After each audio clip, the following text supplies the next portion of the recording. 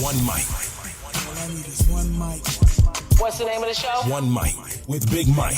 You know, ain't nobody getting hurt, ain't nobody, there's no crime being committed. And they say his style is too urban for the radio. This is real life stuff that's happened to me. Well, you know what? You, and you. One mic with Big Mike. I like to be able to do what I want to do. A sports talk show, but no subject matter is off limits. Meek Mill's concert is not called the Hell Yeah I Bang Khloe Kardashian concert. And now, your host, Put your hands together for the one, the only Big Mike.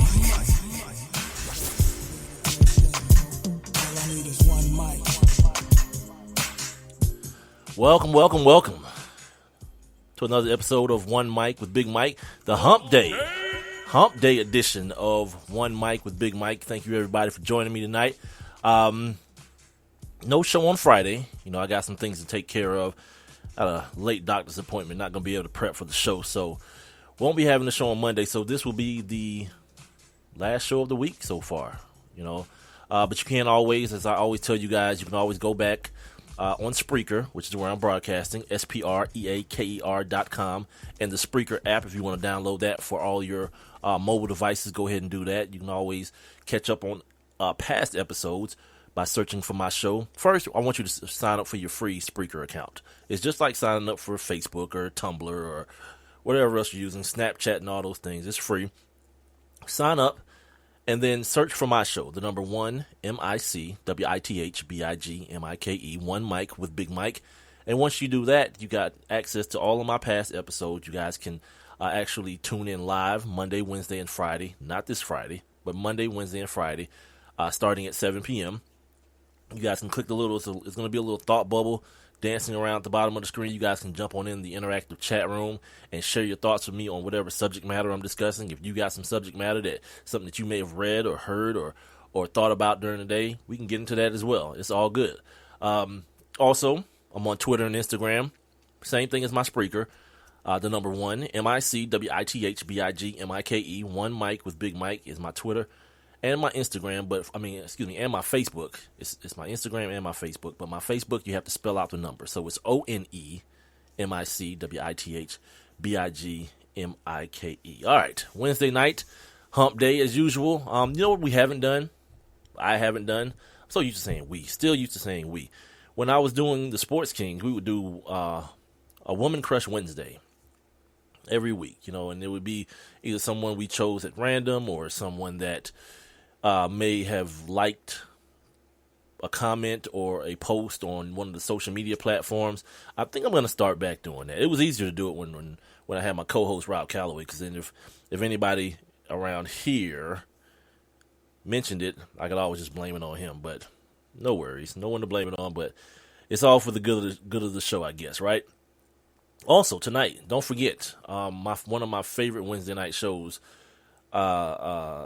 American Crime, will be on tonight again, and it's like everything is starting to turn on its head right now. If you haven't checked it out, check it out. It's on ABC. The guy who wrote 12 Years a Slave is actually the producer of the show, so it's an excellent show.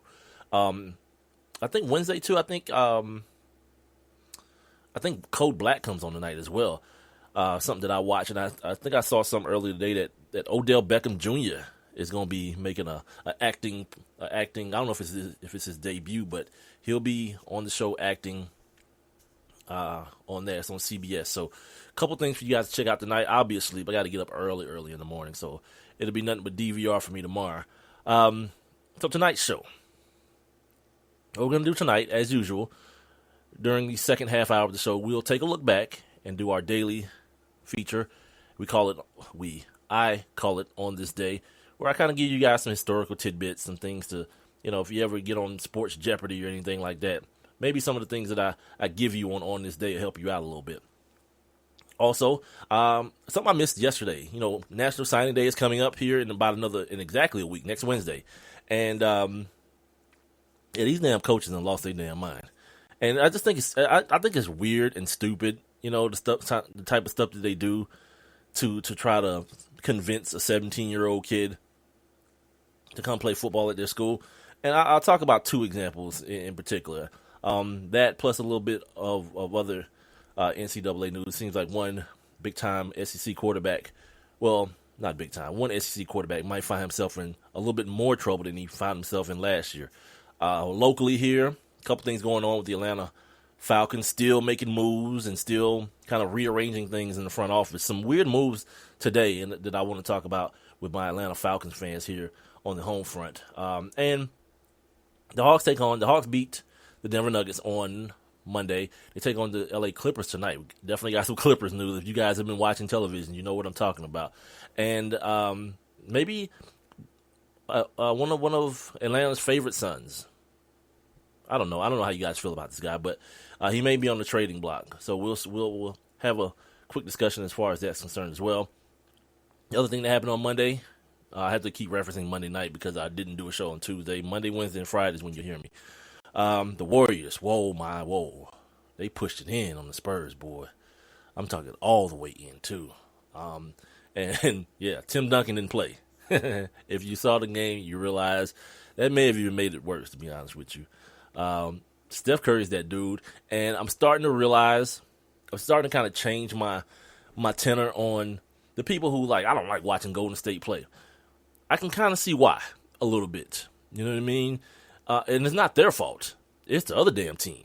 Like, you see Golden State show up to play the Cavs. That's supposed to be the lick. That's supposed to be like, okay, a couple of hours of nonstop entertainment. No. 40 points. Okay, let's try it again with the Bulls. No. 30 points. All right, let's come on back. Let's do it with the Spurs. No. 30 points. It's not their fault. It's these other teams that I don't know if they not like Manu Ginobili was just like, they better than us. I don't know no other way to put it. And that, that's real deal, man. Sometimes it's just that. The other team is just better than you, and Golden State seems to be better than everybody. They got Dallas tonight, and Dallas is one of the teams who've handed them. I think Dallas handed them one of their 4 losses. So a slight measure of revenge. I don't really believe in that kind of stuff, but tonight, and the way the Golden State Warriors have been going, by the way, Steph Curry didn't play in the game we lost, so probably be a different story tonight. I'm just guessing. I want to talk a little bit about LeBron James as well. We always throw out these cliches, to whom much is given, much is expected, and much is required, and all these things. And right now, I think LeBron James is experiencing that right now. And the longer he goes in his career between championships, that narrative is going to continue to raise its its ugly head. You know what I mean?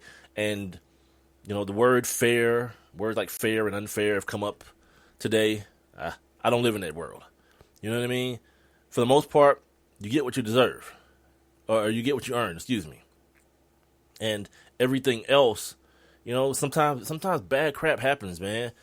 Sometimes just, stuff that people think shouldn't happen happens. I don't know that it's necessarily fair, especially when we're talking about adults. Adults who are in certain lines of work or in certain walks of life. I'm not talking about some kid playing with you. You're too stupid to lock your gun up, and you let your 2-year-old play with it, and the 2-year-old either kills your 4-year-old or him or herself. Now, yeah, not talking about that. I'm talking about in the adult world. You know what I mean? And of course, I mentioned the Blake Griffin thing. We gotta talk about that because I don't know that I see as much a problem with what happened as I do with the result of the decision that Blake Griffin made. And we'll talk about that coming up here. This is One Mic with Big Mike. Don't forget, tell a friend to tell a friend. You can find me every Monday, Wednesday, and Friday. Not this Friday. Right here on Spreaker.com. That's Spreaker.com. You can sign up for your free Spreaker account. It is absolutely free. Once you do that, search for my show, the number 1 MIC, WITHBIGMIKE, and give me a follow. You can also, while you're there, check out some of my past episodes. If you may have missed them, you can share them with your friends. You can download them. Everything's at your disposal. You can also find them on YouTube.com if you decide you want to go that way. Something happened with my iHeart Radio submission. I'm gonna figure out what it is, and I'll talk about it on a later show. But I think they snubbed your boy. Also, make sure you find me on Twitter and Instagram and follow me at the number 1 MICWITHBIGMIKE 1 Mike with Big Mike, and like my Facebook page. I got a couple likes this week, feeling good about myself. You know what I mean? Facebook.com/ONE MICWITHBIGMIKE. Now I want to start the show off, subject matter wise. There is this kind of big, huge football competition going on in about a week and a half. Super Bowl 50, and it features two of the most polar opposite quarterbacks you can probably ever find. Even more so than a couple of years ago when it was Peyton Manning and Russell Wilson. Even more than last year when it was Tom Brady and Russell Wilson. This is old, decrepit Peyton Manning, and seemingly young and getting younger and better Cam Newton. I want to start off with Peyton Manning. As you can see, the title to this episode is I think I called it Peyton Manning better get the hell on, or win or lose, Peyton Manning better get the hell on. Yeah, then this is true. Peyton Manning finally, his boy Jim Nantz. I don't know if you guys caught this. He mentioned after saying it was a non-story when Peyton came in for Brock Osweiler. He didn't mention the Al Jazeera report, right? And he was quoted as saying it was a non-story after the fact. After he didn't mention it, and people kind of got some backlash from other members of the media, calling him, a homer, pretty much. Homer, I said with an ER, not the other thing. And the fact that, that's his boy. You see him in commercials and all this kind of stuff. He's really seems to be, tight buddy with Peyton Manning. But he mentioned it as the way he probably should have the first time. He mentioned it very quickly. Talked about the accusations, or it wasn't even an accusation. I guess it was. Yeah, the kid, Charles Sly, he accused Peyton Manning's wife of having HGH, human growth hormone, shipped to their Florida address, to their Florida home. And Peyton Manning vehemently denied it. And that's the way Jim Nantz kind of put it out there. And I felt like, okay, that's proper. That's proper addressing it. I feel like you do the same thing if you were talking about Mike Vick. You're telling his story. You say, this happened at this time with the dog fighting. He went to jail for a couple of years. He came back, showed some very, very good signs of being rehabilitated. Now he seems to be a model citizen. You let it roll. That's 15 seconds of commentary over something that happened, over many a year. With anything. But you address it because it's a part of that player's story. All right. That being the case, Major League Baseball actually announced that they're getting the U.S. Anti-Doping Agency involved in investigating the things that were claimed in the documentary. Because if you remember, it wasn't just Peyton Manning. It was a couple of players, and 2 or 3 of them were baseball players. In particular, Ryan Howard and Ryan Zimmerman, who have subsequently filed defamation lawsuits against Al Jazeera for the document. That's a fool's errand, and their lawyers and their billable hours are just laughing at them all the way to the bank. There's no way you can prove defamation in a situation like this, from everything that I know. And I'm not a lawyer, nor did I stay in the Holiday Inn suite last night either. But everything that I've read said these cases, especially for public figures, are very, very, very difficult, nearly impossible to prove. So that's that. Peyton Manning has said that he will not join in these what are they called? In the lawsuit. Let's see, because I can't think of the word, the smart person word for the lawsuit. I guess the litigation. I don't know. Let me stop trying to be extra smart and just be dumbass Mike. And so I'm trying to find this article here real quick.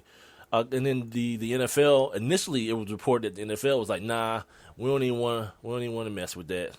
We ain't going to join the investigation, because it was reported that they were invited to by Major League Baseball to get in on this and have the U.S. Anti-Doping Agency, dig around and see if they, where the smoke was, they could find a little bit of fire. So initially the NFL was reported to have said, nah, we don't want to be involved in it. And then a little while ago, maybe around, 5 o'clock or so, a little bit before, Greg Aiello, he's an NFL spokesperson, he said, quote unquote, this is wrong. Quote, the NFL has worked with the USADA and MLB from the start, end quote.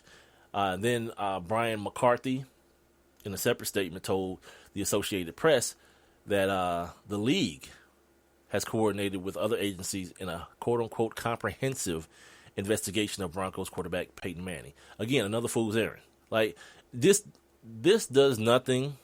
It does nothing to bolster the NFL in any way. It only serves to bring Peyton Manning down. Because, first of all, you I don't know if you guys heard the story or not the story, but the audio of him, the NFL Films got of him telling Bill Belichick, like, look, this might be my last time, man. It's been a pleasure, exchanging kind of those exchanging words with Bill Belichick after they beat the Patriots in the AFC Championship game. So you bring this out. Now it's well worth noting that the results of the investigation, they won't be known before the Super Bowl. So win or lose, Peyton Manning is probably out. Like he didn't have 17 weeks plus preseason training camp. He don't have that left in the tank. I don't give a damn. And the people keep talking about in a couple of weeks in the offseason when he's feeling good and his body's feeling good. Nah, he don't have it. He's gone. He's a shell of what he once was physically, and it's even more damning to him because he's a guy who mentally was almost impossible to beat at a certain point in time, and I think he still has that same mental acumen, but his mind is leading, but his body isn't necessarily following. His physical tools aren't necessarily there anymore, and for what it's worth, it's kind of it's one of those things that I'm not the person to ever tell anybody when to stop taking a damn check. If somebody want to keep paying you, fine. Keep it moving, get your money on. You see guys like Mark Brunell and these guys who become backups after being, very, very viable starting quarterbacks in the NFL, and they just hang around to get a check. I don't see Peyton Manning doing that. If he can't start, I think he just goes home because there's more waiting for him on the other side anyway. But I do think he wants that second championship just to make sure that he's a multiple champion, because that was the expectation, especially after he won the first one. I told you guys, the minute, I don't know who was calling the game, it may have been Nance. The minute the game was over with, this is definitely going to be one of many for Peyton Manning. I was like, damn, how you just make that, you just boil that down to something that can be accomplished that easy. Nah, many a thing can happen, and many a thing has happened with Peyton Manning. The neck surgeries, he's on the second team now. All these things have happened since, winning that Super Bowl. Now, obviously, he went to another one with the Colts. They lost to the Saints, and he went to another one with the Broncos, losing to the Seahawks a few years ago. And now he'll try and fail to win a second on his way out the door. Because everybody seems to want that storybook ending. Like me, I don't care about the ending. I want to be entertained for a couple of hours. And I'm not talking about by Beyonce and Coldplay. Is that who it is? It's Coldplay, right? Whatever. I don't care. I don't care about any of that. I want to be entertained by the final football game of the 2015-16 season. So, yeah, I mentioned the NFL. They say, and I'm doing the bunny ear, that they're quote-unquote investigating this. But we've seen these sham investigations that have been done by the NFL in the past, namely Deflategate. Let me make sure I say this. Yeah, of course, Tom Brady knew something was going on with them damn footballs. But the incompetence that went on with the investigation, and then like the foolish pride also that went on with it, like, you're not going to beat us type thing, understanding that they are going to still go to court in February, still trying to get Tom Brady suspended next year. Instead of just saying, you know what, it's over. It's done. Let's just keep it moving, and then everything will be everything. Nope, not these dudes. Not Roger Goodell and his boys. They don't fight to the death, and it's ridiculous. So my point in saying all that is just to say, you nor I should put any stock in an NFL investigation on this Peyton Manning thing. And then this thought came to me. Because it happens around here. You know what I mean? If you got a woman in your house, whether you're married to her, whether you're just living together, whatever it may be, the woman in your life, fellas, you know that there are times in life when your woman's maternal instinct kicks in on you. Like something's going wrong with you, and she, if your woman's like anything like mine, she'll get on the internet and start, researching, call herself researching and finding out, what she can do. And who's to say Peyton Manning's wife didn't order this HGH, right, on her own, without him, and he said it's very plausible that he said to her, like, look, man, come on, we ain't gonna go that route. There's problems to be had on that front, and then he didn't take it.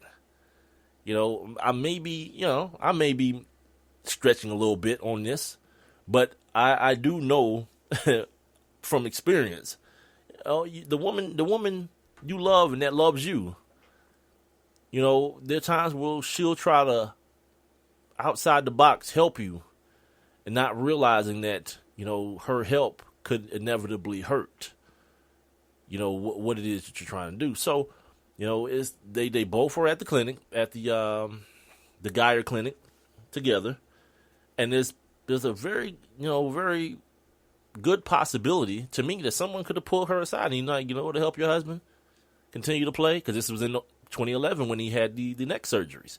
To help him continue to play, this stuff called human growth hormone. I know you've heard of it. And she might have said, yeah, well, what it'll do is, and they start explaining to her what it'll do, and she'll say, okay, well, don't ship it to the house. We're going to be in Florida, or whatever.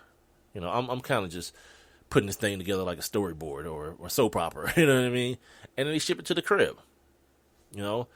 This man vehemently denies that he took anything. He cheated the game in any way, because that's what you guys want to always call it. He's cheating the game. All right.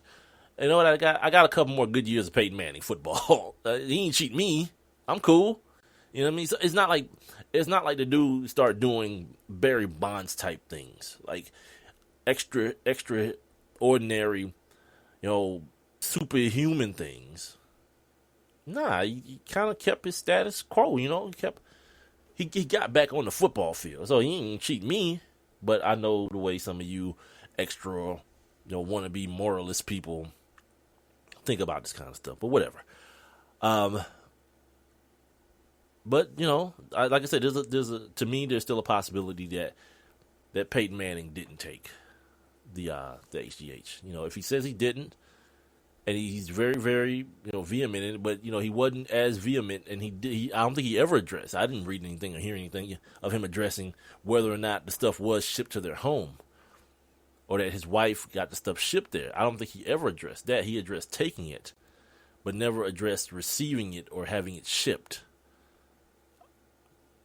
And, for what it's worth, there are going to be people, like, he's one of those athletes, man, that are kind of covered with that protective cloak. And people are going to ask, the people who interview him, the Ron Jaworskis and the Ed Werders and who was that? The Jim Nances and the Bob Costases of the world, the people who are his friends, so to speak. They're not gonna crush him with questions, especially like start digging into his wifey and all that. And I don't know that they necessarily should. Well, I don't, but maybe because she's a part of the story. You know what I mean? Maybe you do get a little bit deeper, and somebody is. The New York Post has been all over this and been very, very, very. They've been looking at this very, very hard.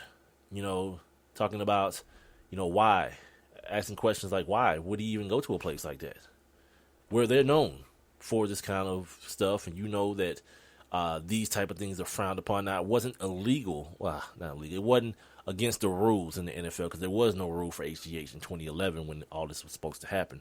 But you do realize that in professional sports, things like that are frowned upon. They are. I don't know. I've told you guys before, and I'm going to tell you again. I don't think that this is the end. I don't think the NFL investigation will be the end, because at some point, the problem is with Ryan Howard and Ryan Braun saying that they're suing. You think this Al Jazeera stuff is out of Dubai? The people who own the news organization, they got Dubai money. You feel me? So Ryan Braun and Ryan Howard can lawyer up all they want to, but yeah, there'll be a team on the Al Jazeera side too, and they're gonna start asking questions, a lot of them, about a lot of things, and a lot of things are gonna start coming out. And if you're Clay Matthews, and if you're James Harrison and Julius Peppers and some of these other guys, Peyton Manning, that are named in this report or in this documentary, yeah, you got to be pooping bricks, man. You don't want that life, man. You know what I mean? Because one person gets linked to another person, gets linked to another person, gets linked to another person. It's just a problem. You know, and one thing I mentioned today while I was reading that, in the documentary, the guy who later on, let me make sure I mention that, recanted his statement about Peyton Manning and Clay Matthews and some of these other guys. Well, he was on tape talking to one of the Cubs baseball players, which, if anything, lends some credence to the fact that he's at least in those type of circles. You know what I mean? Now, if he embellished on some of it, okay, I guess that'll come out in the wash. But to say that, 100% of what I just said is false, didn't happen, I find it hard to believe. And I'm going to continue finding it hard to believe until someone uncovers the seedy details of it all. Like, where would something like that come from? You know what I mean? Because he went past, like, he talked about players, the Julius Peppers and the James Harrison, the guys I just mentioned, Ryan Howard and those guys. He talked about them. But in Peyton Manning's case, he went another step and added the wife to it and their Florida home. You see what I'm saying? He could have easily said, Peyton Manning came, because the place is in Indianapolis. He could have easily said they came and picked it up, or he sent them home with it, or he dropped it off at their crib. But there was a lot more detail in that, in what he was saying about Peyton Manning. That it raises a red flag, and it kind of tickles my curiosity, if I can say it that way. This is One Mic with Big Mike, being heard on Spreaker.com, Spreaker.com. It's like speaker, but with an R in between the P and the E. I'm also on the Spreaker app. You guys can download that for any mobile device you may have, if it's a tablet, if it's a phone, if it's on Windows, if it's on Android, Apple, whatever you have, the Spreaker app will work on your situation. Once you do that, sign up for your free Spreaker account. Get you one. And then search for my show, the number one, MICWITHBIGMIKE, One Mic with Big Mike.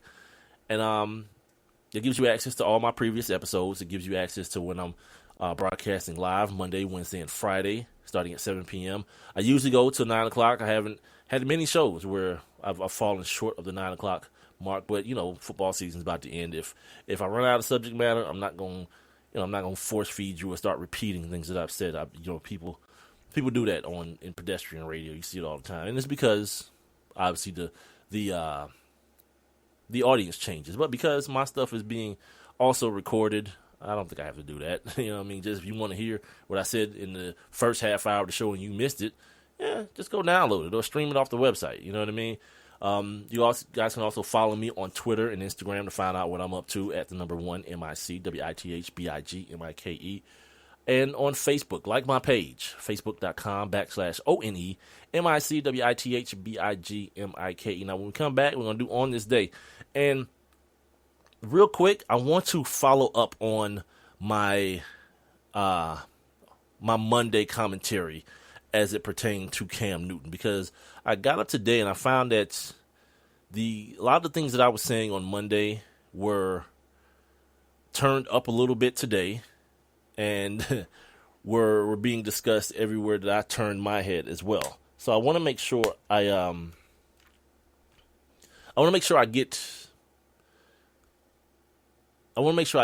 just follow up with some of the things I said and why some of the things that were being said today should put people who are fans of Cam Newton in danger zone mode and watching out for the danger. We'll do all that next, or coming up next on One Mic with Big Mike. Hey, Nick Cannon here. So of course we all know there's lots of talent in America. But unfortunately, there's something else we've got way too much of. Childhood hunger. 17 million kids struggle with it in this country. But here's the thing. This problem is entirely solvable. Seriously, we already produce more than enough healthy, nutritious food in this country to feed every single last one of those hungry kids. We just need a way to get it to them. That's why the Feeding America nationwide network of food banks is out there every day gathering surplus food to give hope to hungry kids and their families all across the country. But they need your help. Join me in supporting Feeding America and your local food bank at feedingamerica.org. Together we can solve hunger. Together we're Feeding America. A message from Feeding America and the Ad Council. It's Thursday night, and you're grabbing drinks with some friends. Started off with a pitcher for the table, which quickly becomes two. There's pool. And there's the photo booth. All right, everybody squeeze in. Say cheese! Followed naturally by an order of wings. And another. Can we get some extra ranch sauce? Then there's the ceremonial nightcap. So what are we doing this weekend? And lastly, it's back to the car, which, if you're buzzed,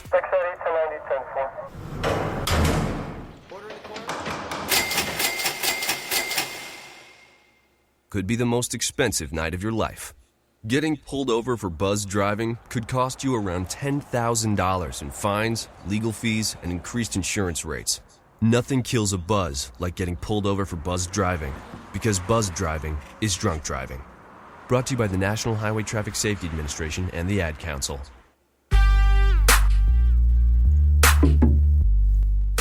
Welcome back to One Mic with Big Mike, your Hump Day edition. Hump Day.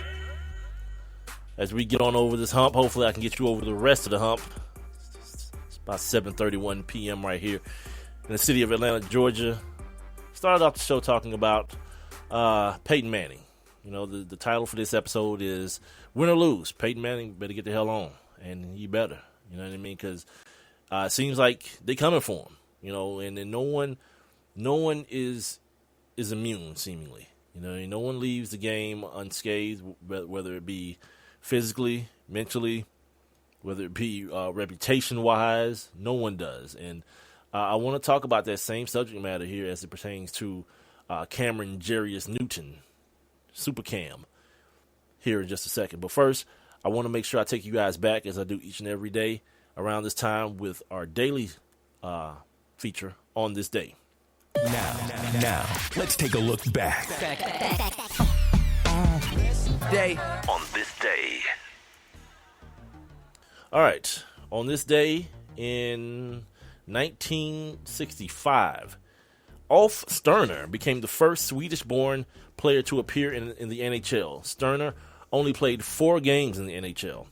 On this day in 1967, Paige Cawthorn became the first player to sign with the New Orleans Saints. He was a kicker. On this day in 1973, the great UCLA Bruins won their 61st consecutive game to break the NCAA record held by the University of San Francisco. That's where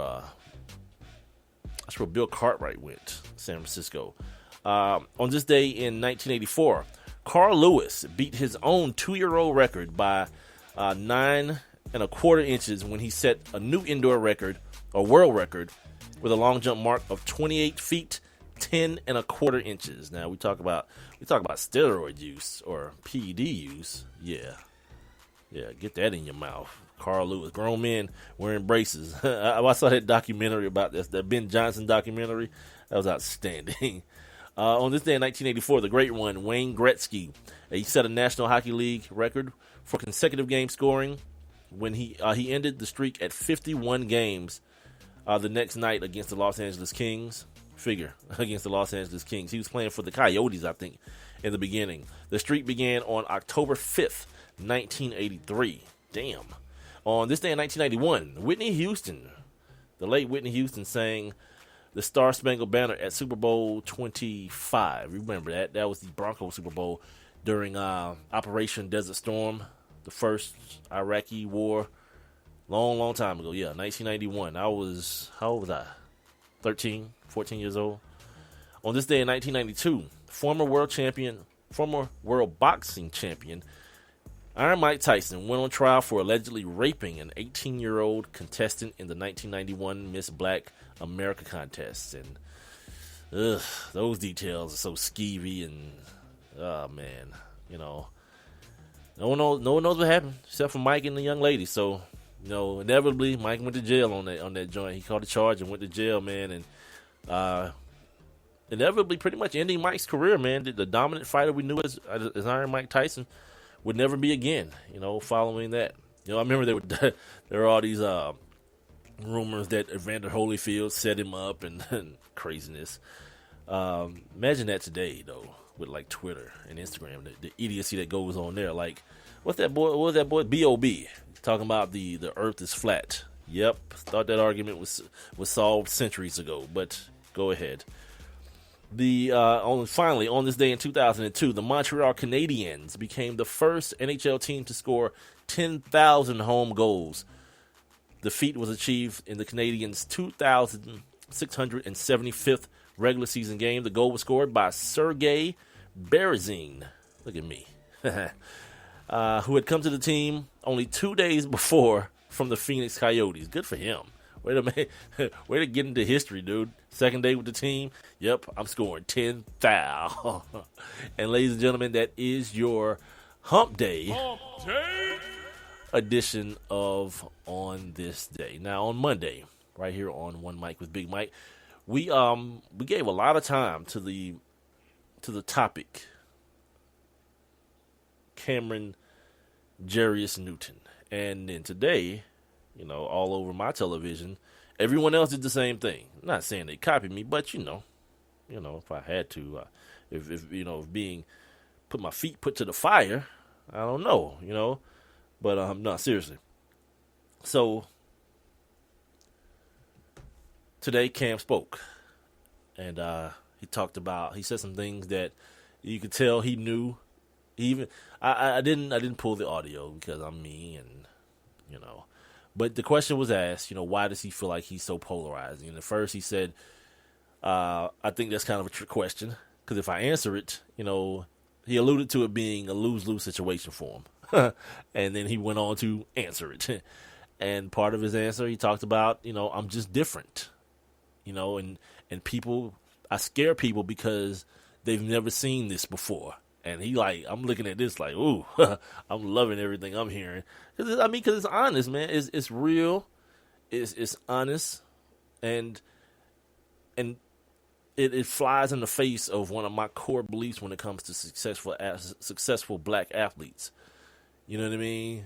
And I still think it's true, but I love when the theory gets bucked a little bit. The theory that you can be black, you can be great, you can be rich. You just can't let white folks know you are. You have to be very meek and very humble about it, and never let it be known that you know how much better you are than them, or you dare be categorized and be, as I call it, criminalized. They act like you committed a damn crime every time you turn around. And if you need a perfect example of that, I give you Terrell Owens. I give you Terrell Owens. You know what I mean? Oh, he had a big mouth. He talked a lot. You know what I mean? Meanwhile, Marvin Harrison's being questioned for shooting and killing people and setting people up for murder. So there's that. There's your meek, don't say much, hand the ball to the referee guy versus your, I'm going to let you know, I'm going to sign the football, I'm going to dance, I'm going to get pom-poms guy. I'm just saying. So the one thing that continues to kind of hover over the Cam Newton subject to me is that I don't think enough of the people who like or are fans of Cam Newton and like to see Cam Newton play ball, I don't think a lot of those people are are bracing themselves for what's next, because there's always a next, right? And in this situation, in this case, when it comes to Cam Newton, what we're looking at right now is the build-up. You know, when I start hearing analysts, especially white analysts, and they're going like extra hard to defend Cam dancing against the people who don't like it. I mean, I mean extra hard too. I don't mean like, you know, how you have a conversation like those people are idiots. Like when they're like going like over the top to prove that, you know, they're cool with it, that's when my antennas go up. You know what I mean? That's when my antennas go up, because I'm like, okay, I've seen this game before. The game where you build him up and you build him up and you build him up, and then the first time anything happens, the teardown, trust me, is much quicker. Like, it happens in the blink of an eye. You know what I mean? I give you Ocho Cinco, Chad Johnson, and I'm talking before the incident with his ex-wife. Before that story was already starting to be written, right? Because if you remember all the stuff that Chad did in Cincinnati, all right, with the playing putt with the pylon, and you know, him and Peter Work taking pictures and doing a photo shoot, and what was another one he did? The gold jacket. It was all fun. Oh, he makes the game so much fun. You're hearing a lot of that right now too, about how much fun Cam brings to the game, and yeah, I agree with it. But the minute things go south, because that is what the NFL is, right? Look at Aaron Rodgers this year. Look at that. And here's a better example, and here's a much, much closer example. And I heard a lot of things being said that were said a few years ago about a guy named Colin Kaepernick. When you had people coming out about Colin Kaepernick talking about, you know, he doesn't look like a quarterback. He looks like a thug. He got these tattoos on him and all this kind of stuff, and he's arrogant and he's doing the thing. He's kissing his bicep in the end zone. All that stuff was said then. And you know what happened? People told you, don't worry about it. This guy's great. Leave him alone. And then when he got bad, maybe through some fault of his own, and I'd say a lot of it probably not. You know what I mean? Like, there were things that worked in his favor as far as the way their offense was constructed, the way that defense held him down, the way he was allowed to kind of to move forward at a certain pace. And then all that progress came to a screeching halt. You know, there's the firing or whatever, the mutual parting of ways between the team and Jim Harbaugh. And then you get this guy, Tom Sula, in there who done, you know, what is he going to do? You know, where are we at? You know, Harbaugh's a guy who played quarterback in the NFL. And it's just so many similarities that are just coming to my mind now when they start talking about the creativity in the Panthers running game. You know who that was being said about 3 years ago? The San Francisco 49ers. One of the best defenses, top 5 defense in the league. Yeah, a quarterback who no one knew, big, strong, and fast, and could throw the ball a mile. All these things were being said about Colin Kaepernick. And now we're here talking about whether Colin Kaepernick is going to be, even down to the fact that Colin Kaepernick signed a big deal. Now, he signed a very team-friendly deal in which a lot of incentives were involved, and he had to essentially bet on himself, which at the time when it happened, when people were up in arms. I used to work with a guy named Mark Zeno who was up in arms. I would never give Kaepernick that deal. Wait a minute. Did you read the details of it? Like, he's at the point right now, 2 years later, where they can cut him today and not be out anything. Like, the team set that deal up for them to be able to get from up under it much, much quicker than, let's say, now with the Drew Brees deal, right? Or the Joe Flacco deal, where they're going to have to give some money back. They're going to do some restructuring and give some money back. Peyton Manning had to do it last year.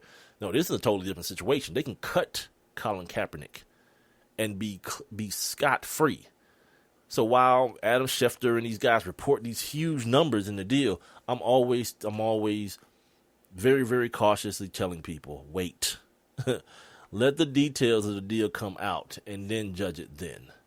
You know, the Cam deal is the Cam deal. It is what it is. But I'm making a comparison here. You know, both guys, man. And you show me the player, man, who that doesn't happen to.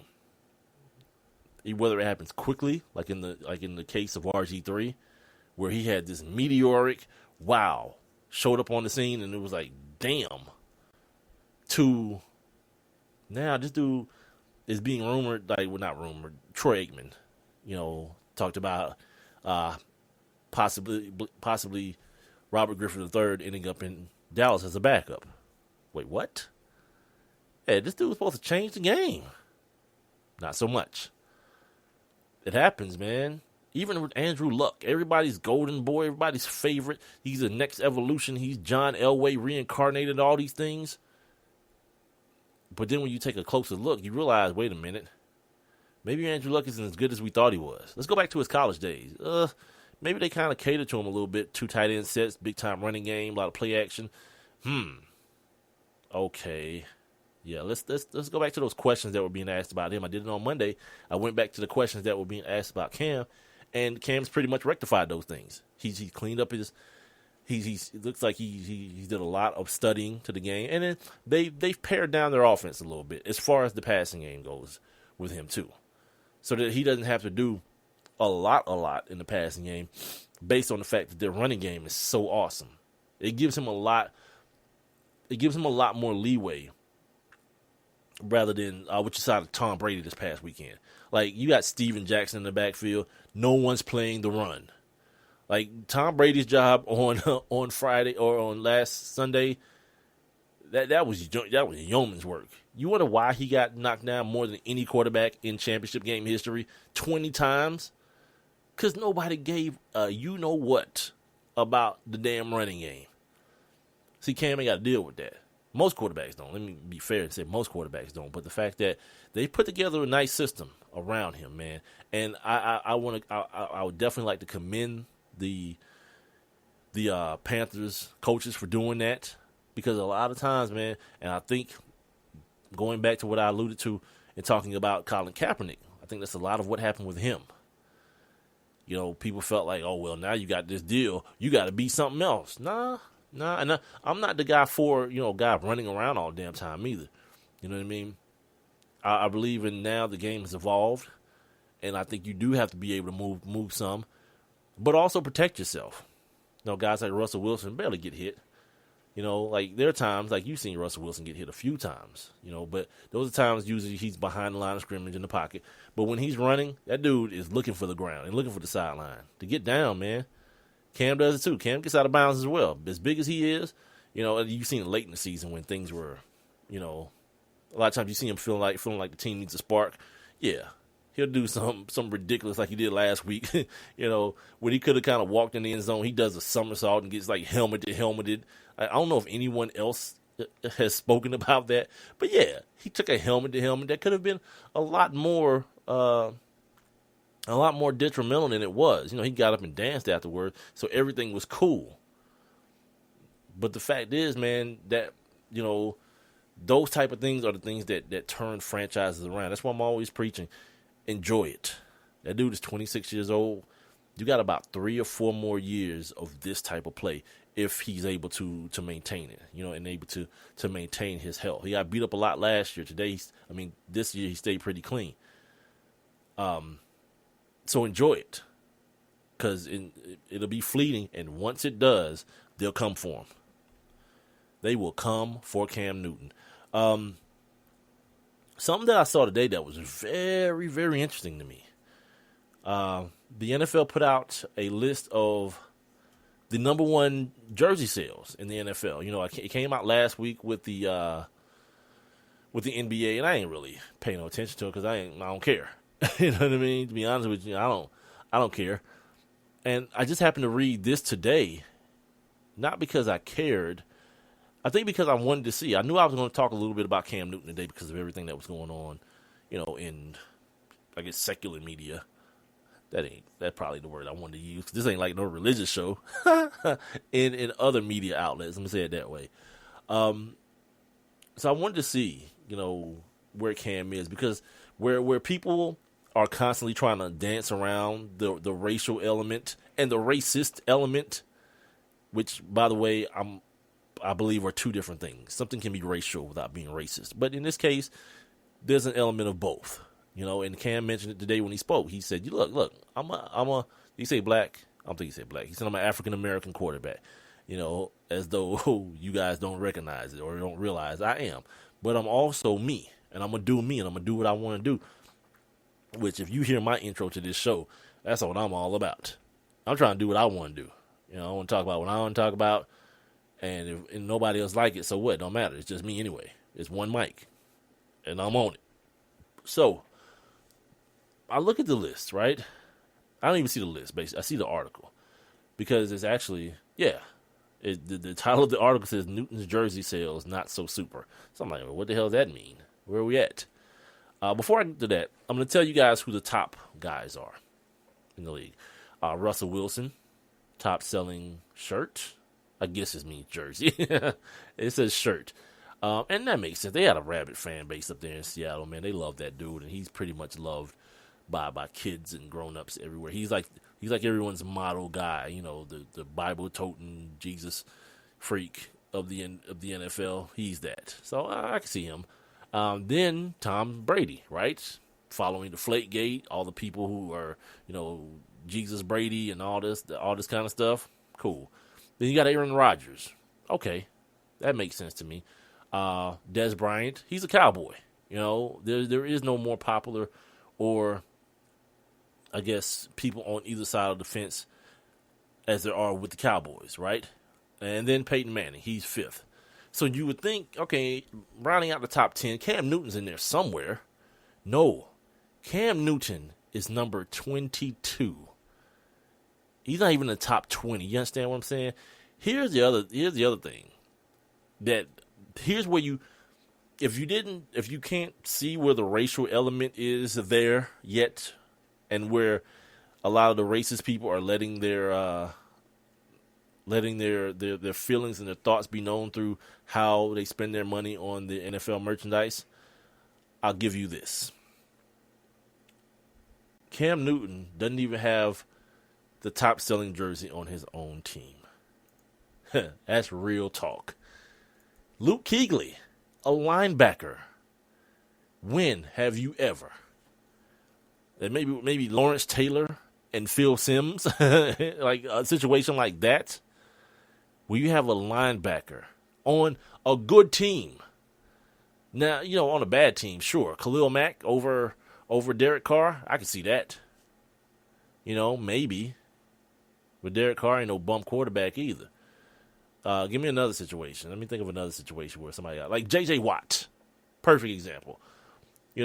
Of course, they got a bunch of bum-ass quarterbacks in Houston. There ain't enough bum quarterbacks to go around. Or they got plenty to go around, I should say it that way. So, yeah. But Cam Newton is going to be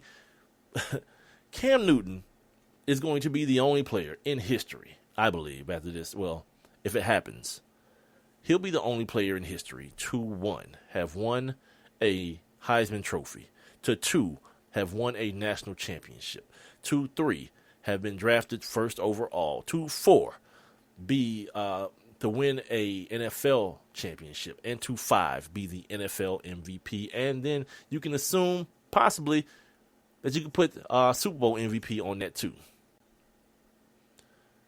How is his jersey 22? Like, that's why I don't even need to see the list. I made sure.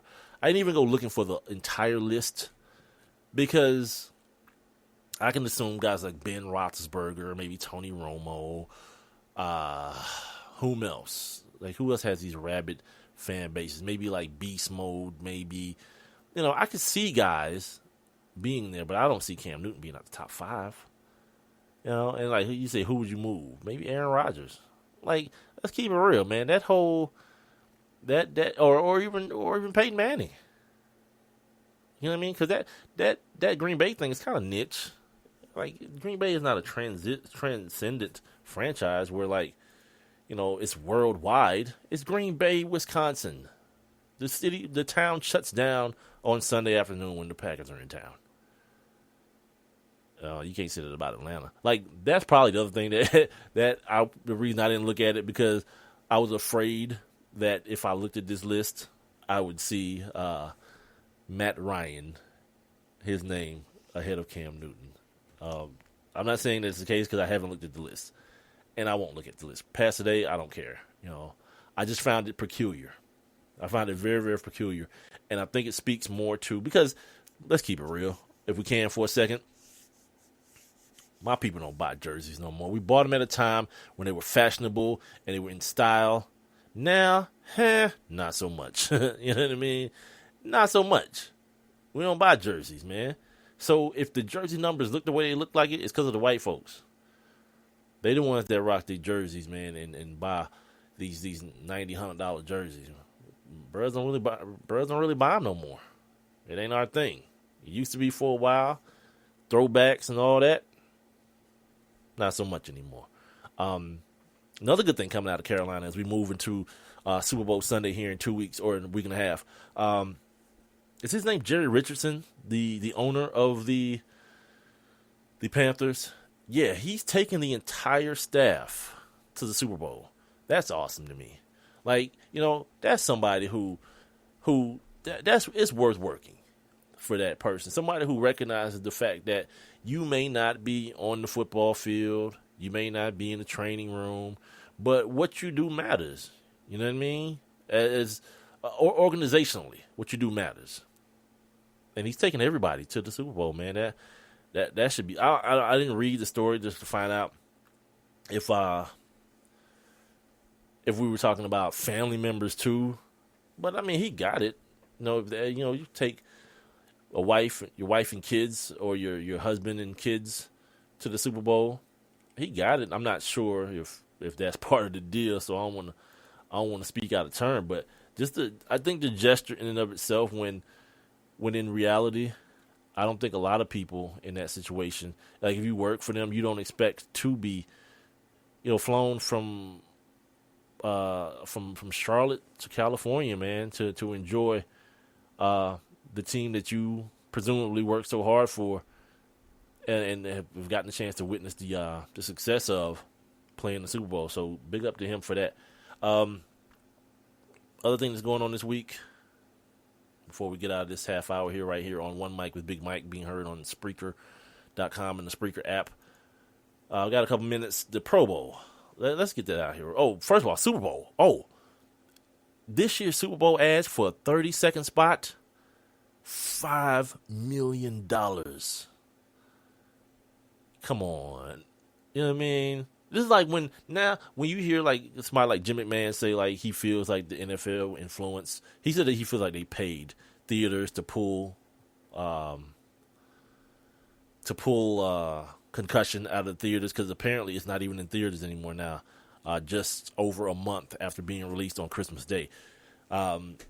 He feels like they may have had some influence, and people are like, Jim McMahon is crazy. Why would the NFL pay? And maybe he's off in the pay part, but they have enough influence and enough, they can influence someone to do something in their best interest, especially when it comes to the world of money moving and things of that nature.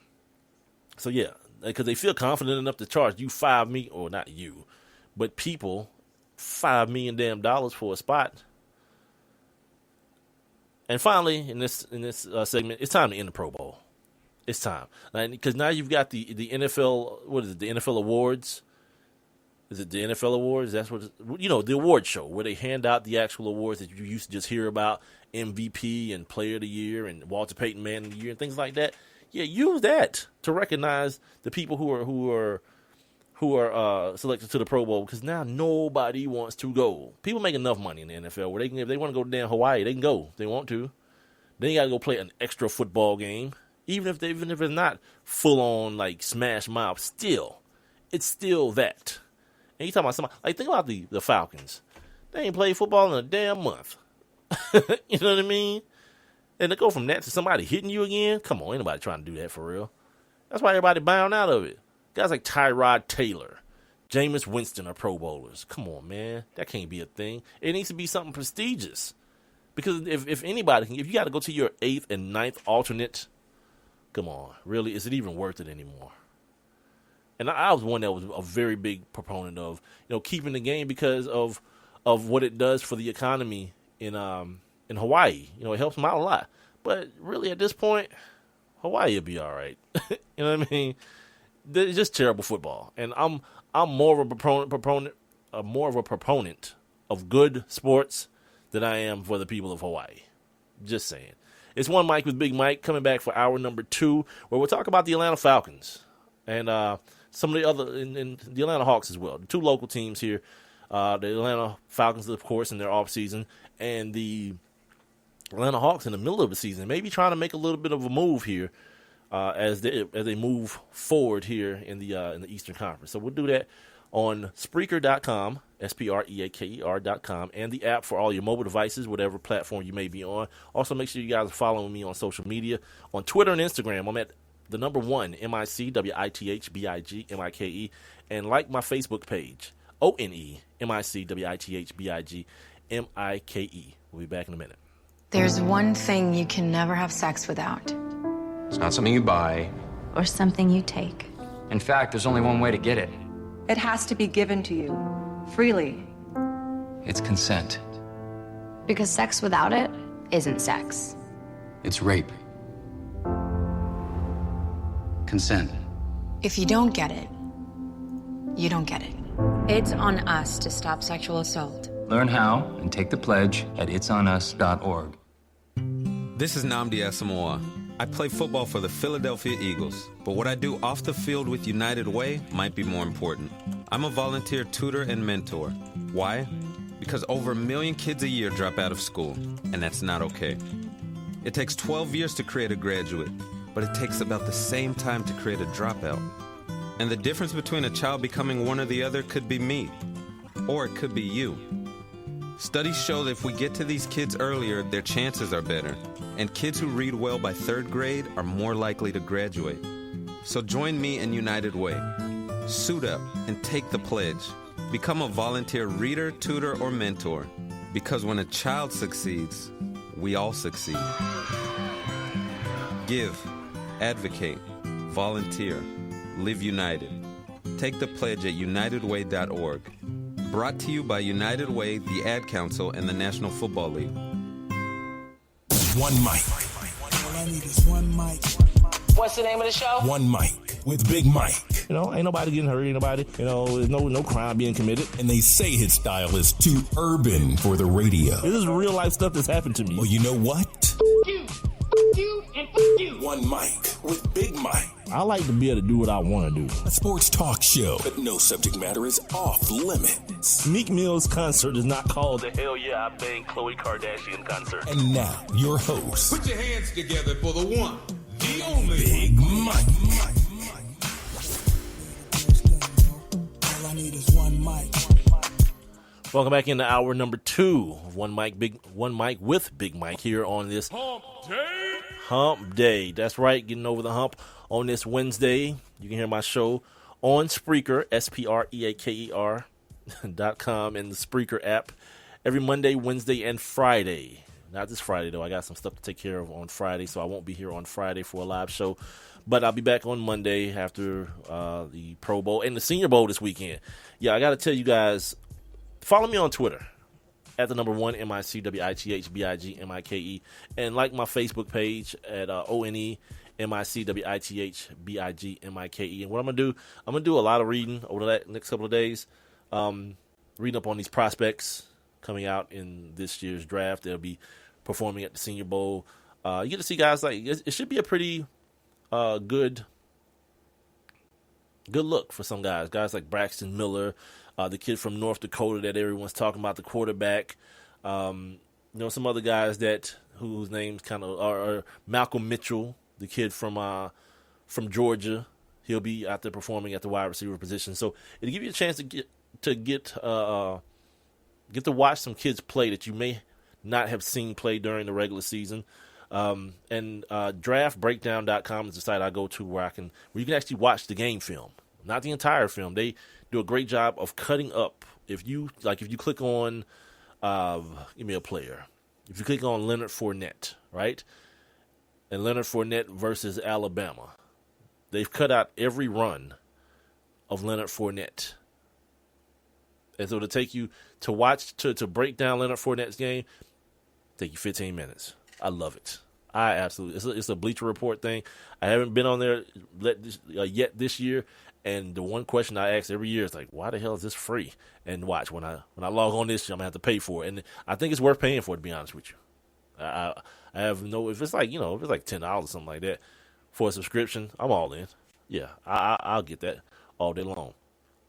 Like I said before the break, though, when I was talking about Peyton Manning and Cam Newton last hour, I want to kind of shift gears here and talk about some stuff that's going on here locally, some of the local teams, the Atlanta Falcons, for example, as we talk about the draft coming up in the Senior Bowl this weekend. Of course, the Falcons, everyone in the world knows that the Falcons need a,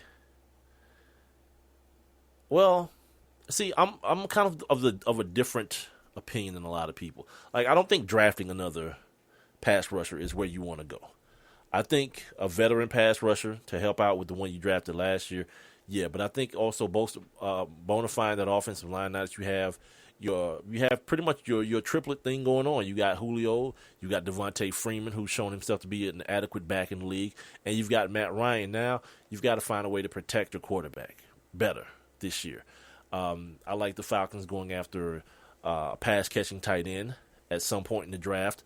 Obviously, I think offensive line, off the rip, offensive line, if you can get one at where they are, about 17 in the draft, I think they're at 17.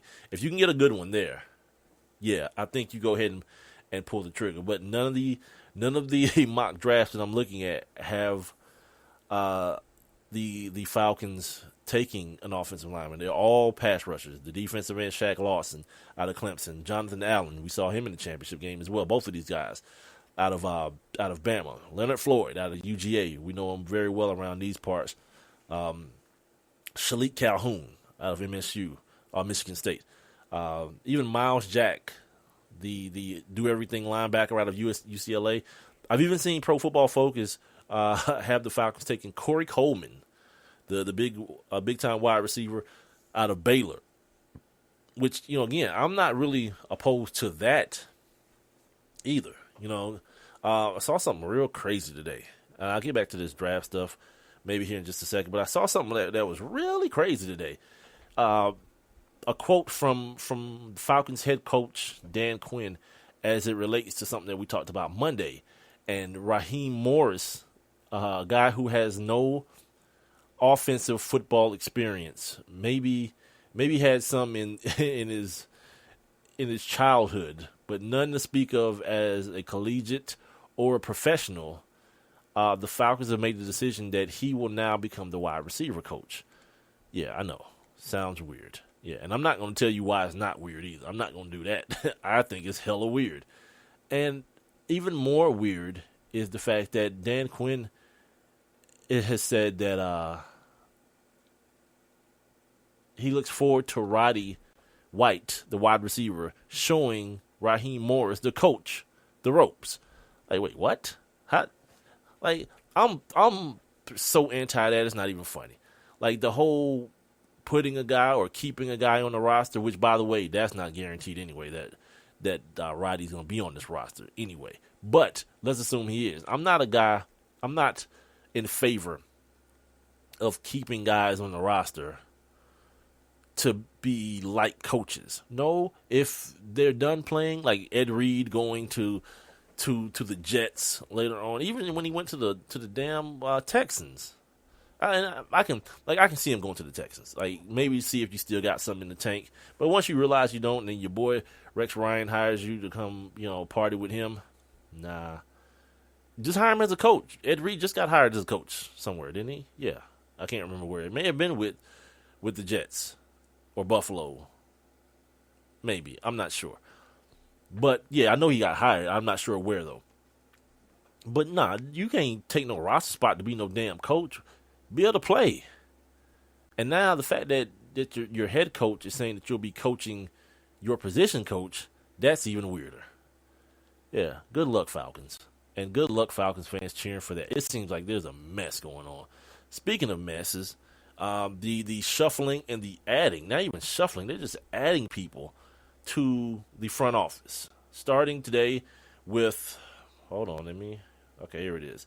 They're bringing back Phil Emery. Remember, Phil Emery was here a few years ago, and he left.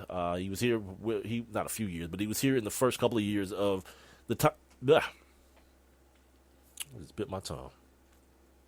The Thomas Dimitroff, the beginning of the Thomas Dimitroff stint or era or whatever you want to call it. And he left to go to the Bears. Then the Bears, either he got fired or he left, but either way, he's coming back to Atlanta. And with him, they're also bringing back Rustin Webster. Rustin Webster, I do know, got fired earlier this month after 4 seasons as the general manager of the Titans. Yes, the Tennessee Titans. So basically, you're bringing in talent evaluators from these badass teams, the Bears and the Titans. Good luck. Now, this guy Webster also spent 4 seasons in the same role, in the role of player personnel, the president of player personnel with the Seahawks. What was the guy's name from last time? Lionel Vital. Well, anyway, remember I told you about him getting fired the day before Martin Luther King Day. Well, I think he's being interviewed for the GM position with the Browns out there with Hugh Jackson. So I'm not gonna say I hope he gets, because I don't know the guy, but for anybody who's out of work, you always hope they can find something in their field, and he seems to be interviewing for that gig. So good for him, at least securing the interview. So yeah, the Falcons got this whole thing going on, and what it points to me is, because you bring in the other year, you bring in Scott Pioli, and you still got Thomas Dimitroff, and what's my man's name? Rich McKay is still in the building. It's like 1 million people. Like they talk about 1 million chefs in the kitchen, man. And who's being trusted to do their damn job? This is very, very weird to me. And I don't think that I've seen, people think that more people is better. No. Because either one or two things. You got a bunch of yes men, one, or you got a bunch of dudes who are strong-headed and got their own opinions on certain things. And then someone's got to come in and make the final decision, which in essence, you should just have someone who's competent in their job. And Thomas Dimitroff, even though he was spared this year, again, he was retained again by Arthur Blank and given a vote of confidence. He hasn't really produced at that GM position, man. He hasn't. The Julio Jones and Matt Ryan. After that, okay, let's go to Devontae Freeman here recently, and Vic Beasley is still a question mark. And we're talking about 7, 8, 9 years now. I don't know. That's a long time. That's a long trial run, a long, probationary period. But, I do always explain to you guys what white winning is. And, yeah, he's white winning. I mean, he's got a long, long time to F up before someone says, you know what, we're going to have to find something else for you to do. Or you're going to have to find something else for you to do. What else is going on with the Falcons? Of course, like I said, they're drafting 17th overall. And I, for one, think offensive line. And I'll have names to go with my opinions here coming shortly as I begin to, look at these guys and look at some of the tape on the offensive linemen that are coming out in this year's draft. I'm going to check out the Senior Bowl this weekend. If not live, I'm going to definitely DVR it, man, because it's something I definitely want to check out. And, as we move into the evaluation process, I got to get some of my people, man, back on the line to help me out with this, man. I used to love talking draft, and I'm a big-time draft geek. The process in and of itself. You know what? Ben Troop, former Florida Gator and former New Orleans Saint, I think. Yeah, hit me up today.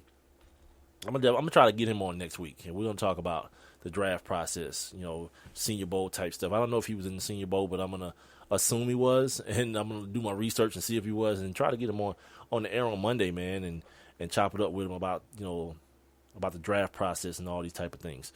Now on to the Atlanta Hawks. The Atlanta Hawks are fourth place right now behind the Cleveland Cavaliers, obviously, the Toronto Raptors, the Chicago Bulls, and then fourth place, top half of the East, which I don't know what that means. One of the skinnier kids at Fat Camp are the Atlanta Hawks. Saw the Hawks taking on the Denver Nuggets on Monday, and it's one of those things where I found out that the game is so much more enjoyable when I'm like eating a crunchy snack and I can't hear the broadcast. And I'm not going to continue to beat this dead horse, but it does bother me when I'm watching the game because I don't want to watch it on mute either because that's ridiculous.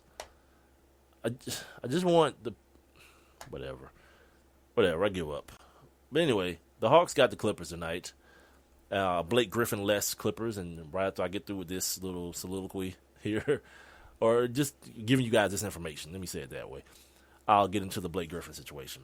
So, the Hawks play tonight, but this morning I got up and saw a rumor that they may be looking to trade point guard Jeff Teague. And I'm not really, I don't know what the gauge is on Jeff Teague here, because Jeff Teague, he's not a big, he's not someone that you see, I'm not out.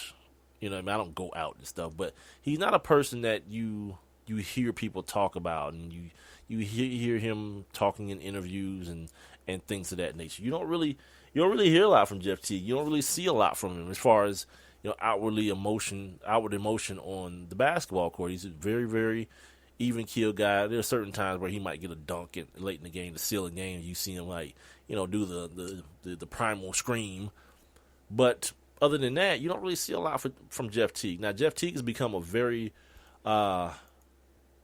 viable NBA point guard, but he always, to me, has always shown those glimpses of you're not seeing everything that I am.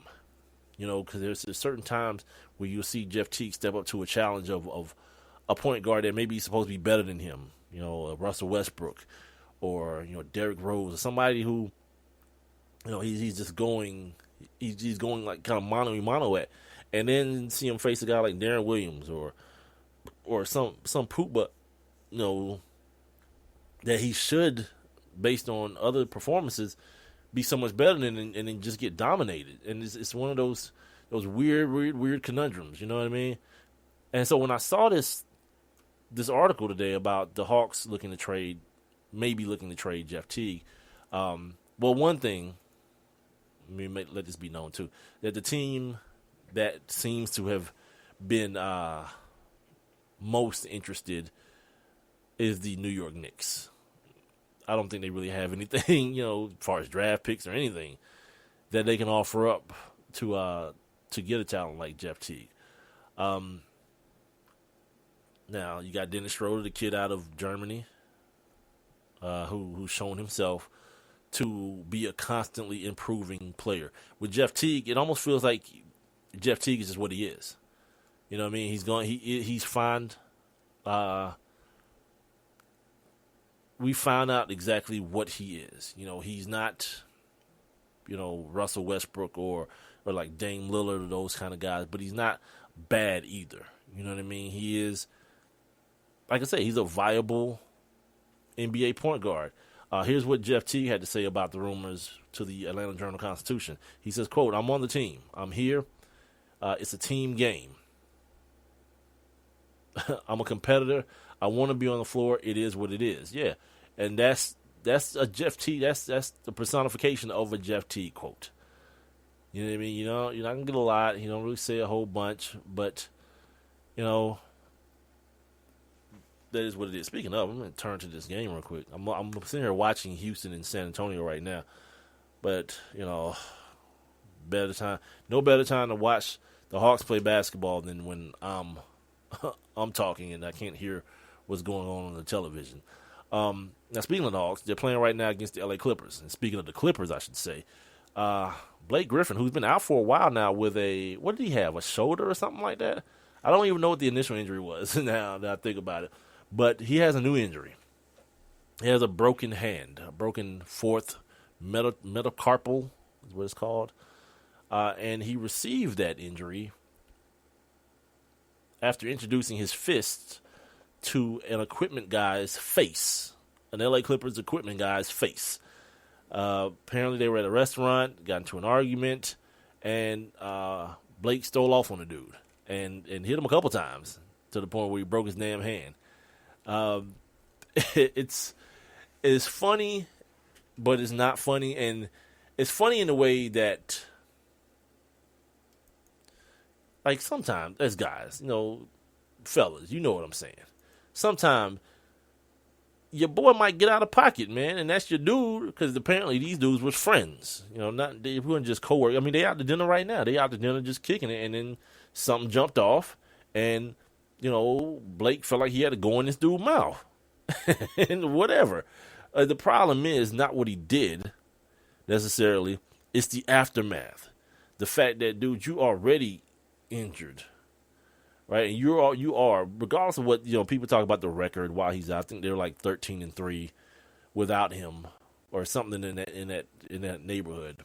The Clippers are, but he's still he's an all-star. He's a very viable part of what that team wants to do going forward. And the fact that now you've put yourself out an additional, and it's a very, very conservative. It's not a conservative. It's wishful thinking from what Doc Rivers is saying to say 4 to 6 weeks, because I think there was some ligament damage and all kind of things going on in his hand. So the result now is what we're talking about. The fact that two dudes got into it, no police reports were filed. It was in Toronto, so I guess they whatever. Dude got stole off on. Keep it moving, everybody.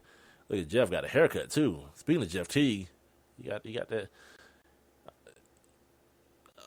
I don't know. He got a headband on, so I can't really comment on the haircut. I just know he got the haircut off.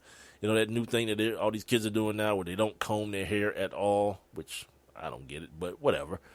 I'm old. So, yeah, it's the fact that Blake Griffin broke his hand, and now his availability to his team is once again limited. Imagine this team not re-signing DeAndre Jordan. Imagine now that being the case. You know what I mean? Like, Mark Cuban was right. Like, Doc Rivers, essentially, I think, possibly saved his gig. Because we talk about guys and their coaching and, David Blatt not being, respected by the players. And I think some of the respect that kind of surrounds Doc Rivers is media-driven. People like Doc, you know what I mean? But for the most part, Chris Paul pretty much runs his team. Obviously, dudes just do what they want to do. Cats is like swinging off on cats, on equipment dudes at dinner. You got DeAndre Jordan on commercials with flats and a body dress on and a wig. It's like, what the hell is going on? Really, what's happening? And remember, Doc got ran out of Orlando. He's about to get ran out of Boston until Danny Ainge hollered at his boy and got KG out there. And then they were able to get Ray Allen. You're talking 3 Hall of Famers: Ray Allen, Paul Pierce, and KG. You better win something, And then as soon as the cupboard got a little bit bare, Doc bolted to LA to what he felt was a better team. When in reality they're underachieving squad out there in LA. Right now losing to the Hawks, 11-9 on the road. So anyway, the whole aftermath, and I'm surprised if this was an NFL, dude, we'd have a tape by now. No doubt about it. NFL gets tapes to make, and they do it so people get extra outraged. Like, you can be pissed, but then you get extra pissed for whatever reason, because I don't know if you didn't imagine a man knocking a woman out in an elevator looking that way, but that's probably exactly how I imagined it looking. When a big stocky dude knocks a broad out with a left hook, yeah, pretty much imagine it looking exactly the way it looked when they showed the video. Exactly. So even with this Blake Griffin thing, apparently they went out. He jawed him at the door. They ended up being axed, or they went outside on their own. He jawed him a couple more times outside, swole this boy up, and then he came back and he did what they do. Did what public figures do. He tweeted an apology, and in the apology, Blake says, by the way, he's at Blake Griffin 32 if you want to follow him. A situation among friends escalated, and I regret the way I handled myself towards someone I care about. I want to apologize to the Clippers organization, my teammates, and the fans for creating a distraction. I am working with the team on a resolution and getting back in the game as soon as possible. And that's his apology of sorts to everyone involved as far as what he did. You know what they ought to do? Just go ahead and blame it on Donald Sterling. Do that, because we were supposed to see this Clippers team just take off. Remember, they got ousted in the playoffs because what? Oh, the distraction of the racist owner that we always knew was racist and pays us very well, but now because everyone else knows that he didn't want his transitioning side piece hanging around Matt Kemp and Magic Johnson. Get out of here, man. Get out of here, because the same thing happened last year when you blew a 3-1 lead, a 3-0 lead in the playoffs to lose the series. Yeah, that was Adam Silver. Well, not Adam Silver. Who am I thinking about? What's that? Donald Sterling. Did I say Adam Silver the first time? I don't know that Adam Silver was a racist. I'm sorry, but Donald Sterling I do know, and not because of the stuff with that chick. Nah, not because of that. He's just a bad guy, but he was always a bad guy. So whatever. Let's see. Was that all I wanted to say about Blake Griffin? Because I had some other NBA stuff too. How much time do I have left in this segment before I have to move on? I got about 3 minutes. So, this thing that happened on Monday with the Golden State Warriors and the San Antonio Spurs. Oh my God. Like, it's to the point now, I think I get kind of like attitudinal, a little bit mad when I watch Steph Curry do some of the stuff he does. Like, I find myself calling him an MFer and things of that nature because it shouldn't be. And I don't know why it is, but it shouldn't be. The way he's doing things and the people he's doing, like Kawhi Leonard is the defensive player of the year, and not in name only. That dude is a hell of an on-ball defender. You know what I mean? And you got this dude like face down on the ground and scrambling and looking all crazy, trying to chase Steph Curry around. Come on, man, where they do that at? And the thing I love though is the reaction afterward, the game after the game, where Popovich is talking to the media, and excuse me, and he doesn't take it too hard. It ain't like like the Cavs, and he made mention to that. He says, "quote, we almost got him." My opening comment here will be I'm just glad my general manager wasn't in the locker room because it might have gotten me fired. This is what he told. And then when R.C. Buford heard what he said, what Popovich said, he says, yeah, we'll see how Wednesday goes. See, I love a-hole stuff like that because that's how me and my guys get down with each other. It ain't that damn serious, you know what I mean? The only thing about it though is no one knew he was joking because he's such a butthole to the people who cover the team, And it's like, be more of that guy, more affable and more, cool about stuff. You ain't got to be a turd to people. I know this is this persona that he has. But come on, B. I felt like that was funny as hell, and I don't give a damn for the jab at the Cavs. They're idiots. You know what I mean? Well, I'm glad my GM wasn't there. They might have fired my ass. Yeah, that's funny to me. And then the GM, he goes along with the joke. And it's like, yeah, let's see how Wednesday goes, though, douchebag. That's awesome as hell. And we got to wait like another 2 months almost. The Warriors will take on the Spurs again. Yeah, March 19th is when we get to see that again. Damn, that's a grip, man. But anyway, yeah. Hopefully this time it'll be worth it, man. Like that whole deal, that pisses me off when that happens, man. I want to come back in the next before I get out of here. I want to talk about LeBron James. You know what I mean? To whom much is given, much is required and expected, and all those things. And I want to talk about him. I want to talk about his new head coach and some of the things that have come out today in regards to both of those guys. I want to do that next right here on One Mic with Big Mike. Spreaker.com is where I'm being heard. Make sure you guys are following me on Spreaker. Search for my show, the number 1, MIC, WITHBIG, MIKE. Use that for Twitter and Instagram as well. And I'll be right back. This is Nnamdi Asamoah.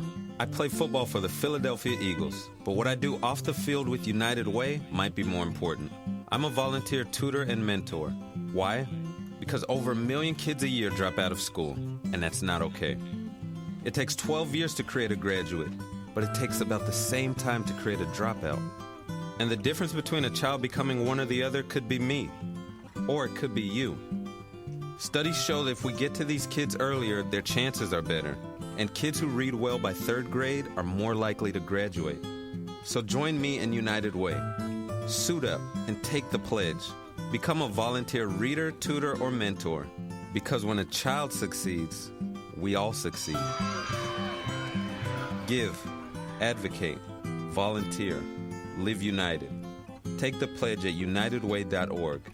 Brought to you by United Way, the Ad Council, and the National Football League. It's Thursday night, and you're grabbing drinks with some friends. Started off with a pitcher for the table, which quickly becomes 2. There's pool. And there's the photo booth. All right, everybody squeeze in. Say cheese! Followed naturally by an order of wings. And another. Can we get some extra ranch sauce? Then there's the ceremonial nightcap. So what are we doing this weekend? And lastly, it's back to the car, which, if you're buzzed,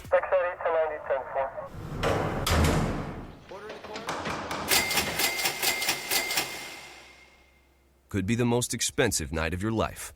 Getting pulled over for buzzed driving could cost you around $10,000 in fines, legal fees, and increased insurance rates. Nothing kills a buzz like getting pulled over for buzzed driving, because buzzed driving is drunk driving. Brought to you by the National Highway Traffic Safety Administration and the Ad Council. Coast to Coast Mixtapes.com.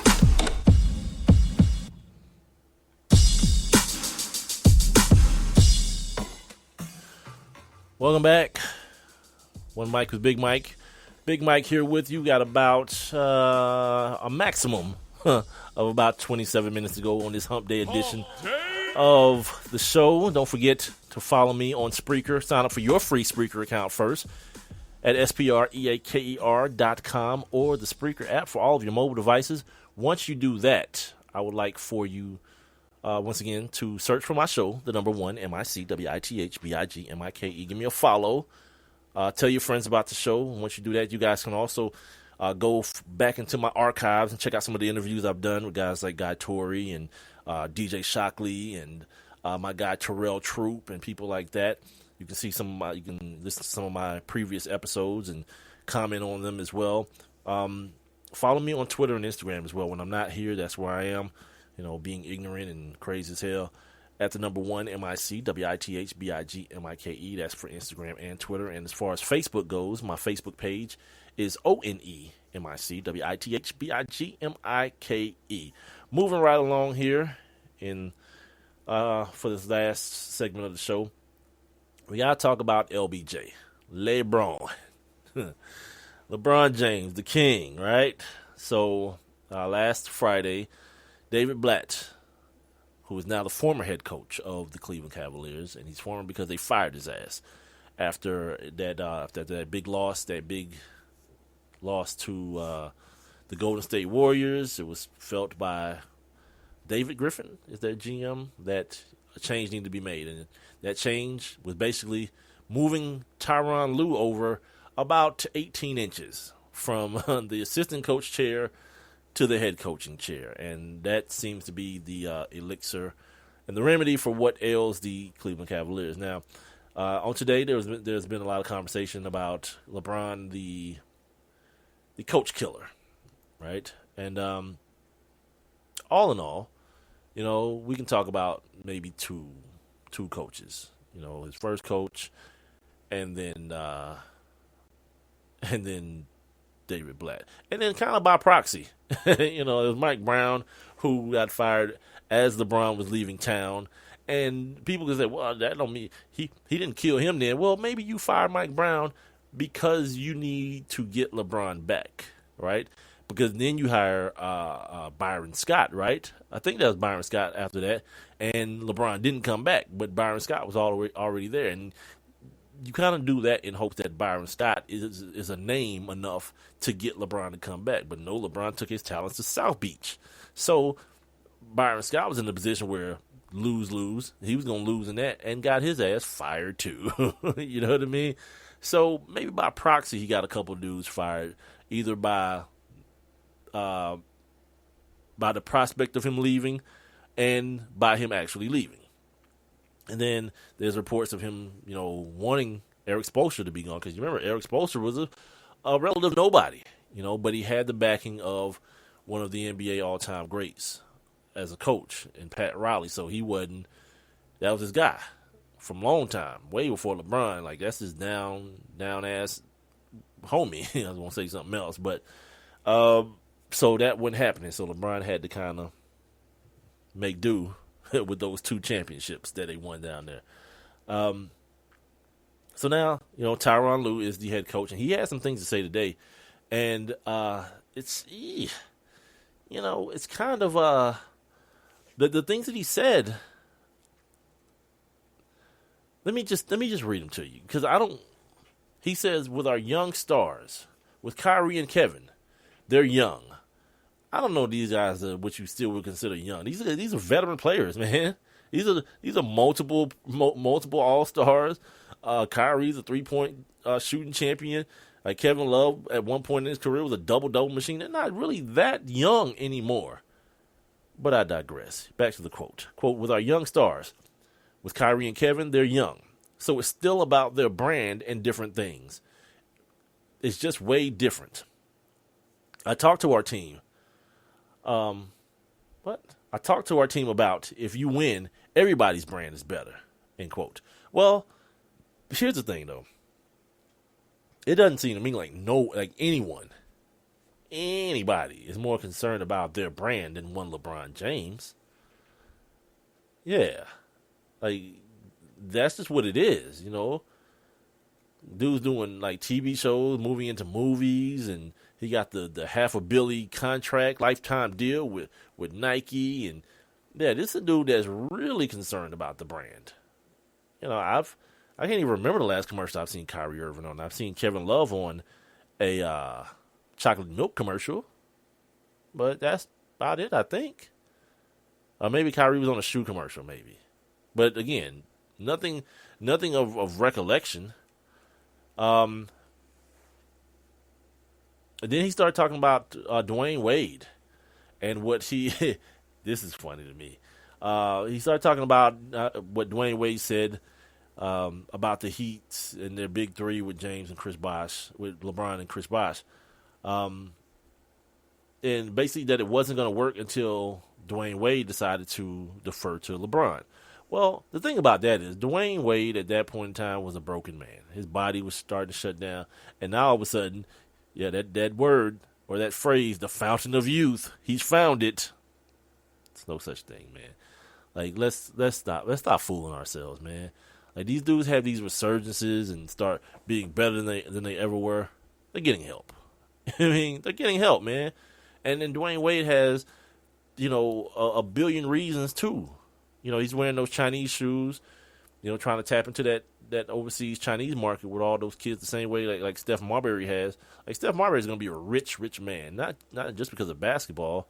They love him in China, man. There's a billion feet to be covered with shoes. And from what I understand, the shoes are still, very affordable. And they got his name on it.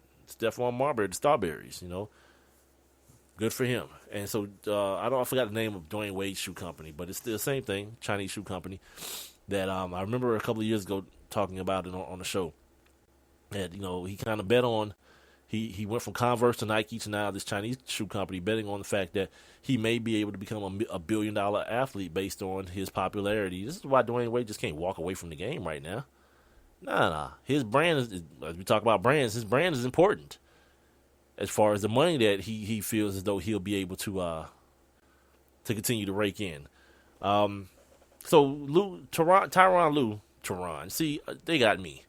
Like, white people love changing people's name, man. This dude's name has been Tyron forever. Now all of a sudden, it's Teron. Tyronn Lue says, quote, "You got to think about it. That's a real sacrifice for a guy who's won a championship. It was Wade County, and then have to turn the keys over to LeBron James when it was always your team. Well, yeah, but where was he before? Like, what was the other alternative? Like, you helped facilitate the move of Chris Bosh and LeBron James coming down there for a purpose. And that purpose was to win championships. So you knew what you was getting into. This is a different story.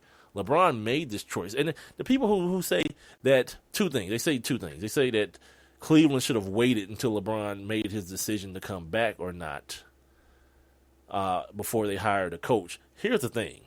If you're Cleveland and things went down the way they went down initially, do you really even think you got a shot? You know what I mean?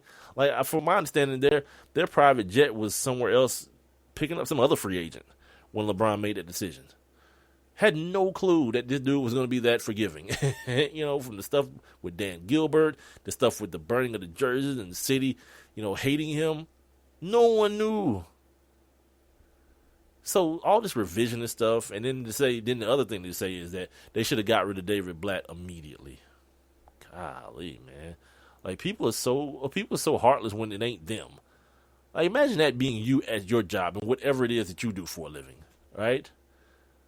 That you get hired and fired within a week because of the decision that someone from another company makes. Someone from another company says, you know what, I want to work there now.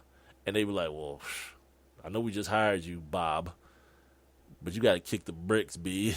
We got this other dude coming in. That's ridiculous, man. I don't know, man. People just wackos when it comes to stuff like that. So anyway, Tyronn Lue was supposed to be the guy to come in and everybody respected and nobody wasn't going to buck back at him because he was a straight, Doc Rivers talking about him being a straight shooter and, he didn't care about your feelings. He was going to come at you. Well, here's the thing. When you start, jabbing at people, you start calling people young and all this kind of stuff, there's a good chance that people will jab back. And Kyrie did. And Kyrie did something that I haven't heard happen. He defended Kevin Love. Well, he defended himself and Kevin Love against the comments that Tyronn Lue made against them. He says, quote, "Me and Kev will do a great job with adjusting to it, but our brands are the last thing we're worried about. If Kevin was worried about his brand, I don't think Kevin would have come back. And for me to sign here, it was for a legitimate reason. And we have a bigger goal at hand that we want to accomplish. That's always coming first," end quote. See, it's already started. Like, that whole calling people out and all that kind of stuff, I don't have no problem with it. But when it's not based on anything factual, and you're kind of digging into someone's where someone's allegiances lie, that's where the problem finds itself. You know what I mean? You start talking about dudes worrying about they brands, not really concentrating on the game. He came out and was talking about, they got to get in shape so they can play more up-tempo basketball. And then LeBron's posting pictures of, himself with his shirt off, busting out the six-pack. Kind of like a lot of people took it as, him trying to prove the point. Like, hey, he ain't talking about me. I'm in shape. You know what I mean? Like, this could turn out to be even more divisive for the team. At least before, how they say, like, the enemy of mine enemy. The enemy of mine enemy is my friend. So, like, if everyone was coming together and, like, F David Blatt, that may have been the thing that held them as close together as they seem to be, except for Kevin Love. He's in none of the selfies. Everyone else taking pictures, not Kevin Love. All right? Now, on to LeBron. Now, as we talk about LeBron and the things that he's doing, the question came up with him about this whole coach killer thing and, is LeBron a coach killer and this, that, and the other. And he had some very defensive comments to those, I want to call them accusations. Let's call them accusations, whatever, right? He starts off this way, quote, "I've never, in my time since I picked up a basketball, ever undermine a coach, ever disrespected a coach. You ask any of the Little League coaches, my high school coaches, coaches I played for in tournaments, camps, my NBA coaches, I've always respected what they wanted to do. End quote. Like he's teetering in a very, very dangerous water, man, because what you're doing there, you're doing that politician type thing where you're asking us to not believe our lying eyes. Like, we see you undermining this dude, man. We see you, with all the ignoring. We've heard the accounts of people right there courtside hearing you talk junk to other players about this dude, that he don't know what he's doing and all this kind of stuff. That is, maybe he doesn't know what undermining is, but that's what it is. You know what I mean? Coach draws up a play and you're the out of bounds guy. Okay, you may not like the play, but who else does that? Now, it worked out. He hit the shot and everybody was happy. They won and all that kind of stuff. But I don't know, man. If I'm looking at it through the eyes of a David Blatt in a situation like that, that's the time for me to prove my coaching ability. The thing that no one expects. And again, probably not the smartest thing. You got your best player taking the ball out of bounds with less than a second to go. Sounds crazy to everyone, including myself. But let's say LeBron buys in and runs the play, and J.R. Smith hits the game winner. He hits the game winner. J.R. Smith does. Well, then David Blatt, he has immediate credibility, and he's some sort of genius, right? But things went totally south, and then it was like the way LeBron spoke about it too. See, it ain't always like what you say. It's like how you say it. And at the press conference with that air of, yeah, of course I did, man. Look who I am, man. I'm that dude. Yeah, I was like, F that. I ain't running that damn play. Like, that whole vibe to it, that didn't scream respect for nobody that coached. You know what I mean? He's like, ask my NBA coaches. Yeah, go ask David Blatt. Ask him. Ask Eric Spoelstra. Remember he like punking. He was punking Eric Spoelstra, bumping into him. And like, even Eric Spoelstra, man, he came out after the fact and admitted that, he didn't know. Like, this is LeBron James, the best player in the league. Like, he wasn't sure, if coaching him was the thing to do. He wasn't that comfortable yet, and maybe he shouldn't have been. He was new, you know what I mean? But yeah, this dude, David Blatt, didn't have a chance. I was reading this article about Brian Windhorst the other day, man. These dudes were treating him like he was some like off the street guy. And this dude was like, man, I've been coaching professional basketball for 20 years. Now, yeah, it was in Europe, but still, recognize people's accomplishments, man. Don't just poo-poo on people's accomplishments, man. Especially something that especially when it's the thing that got him hired. You know what I mean? His most redeeming quality, so to speak. LeBron continues, quote, "People get it so misconstrued because I'm a smart basketball player and I've voiced my opinion about certain things, which I did when I was here my first stint with Paul Silas and Mike Brown, which I did in Miami with Coach Spo, which I did with Blatt, and I'll do with T. Lue. And at the end of the day, they'll still have their final call." See, that's not... All right, but I don't know. I don't know what you guys want me to do. Turn my brain off because I have a huge basketball IQ? If that's what they want me to do, I'm not going to. I'm not going to do it because I've got so much to give to the game. It's like, yo, my man, like, yeah, we understand the greatness, but at a certain point, you start feeling yourself way too much, man. Like hit a jump shot, my guy. I think in the last game he played, he didn't hit a shot outside of 5 feet. You know what I mean? And that's physical prowess allows him to do that. But when you play the good teams, the San Antonio Spurs, and you play those teams that David Blatt seemingly got fired for not winning against, at some point, yeah, the basketball acumen, the basketball IQ stuff, fine, cool, whatever. But there's certain things that are in your game or that are absent from your game that, my man, let's get it, man. Work on that jump. Like, get that jump shot, butter, man. Up and down, not the fadeaway stuff that you do so often. Like that natural fade that he has on his shot, get up and down with it so that you can become a more consistent jump shooter. So that you don't have to be getting banged and crying at the rim and looking at the referee every time you go to the rim. You can help your team in other spaces because the reality is, while LeBron now wants to make everyone, including everyone, us, fans of the game, believe that he doesn't have the power that he does. If that's the case, why isn't Andrew Wiggins there anymore? You know, how the hell did Tristan Thompson get maxed out and Kevin Love get maxed out? How did that happen? Like this, the Timothy Mozgov is so many bigs.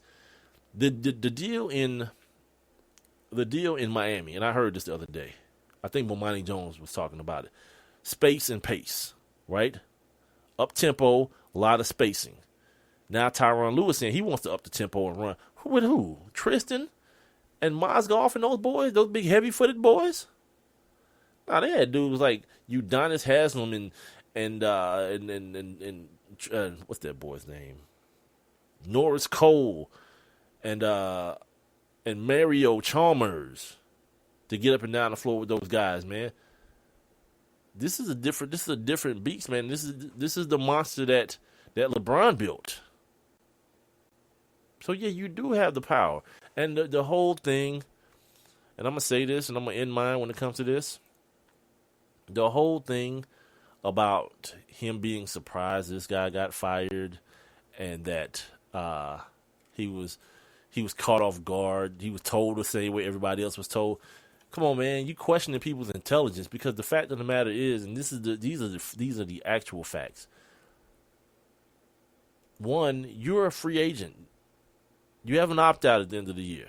And anyone would be foolish to think that you're automatically going back to Cleveland. Now, if David Blatt was a guy you wanted to play for, yeah, David Griffin would find that out. You know what I mean? He would know that. And even if it wasn't today or even on that Friday or the week before, at some point, you were asked about David Blatt, bruh.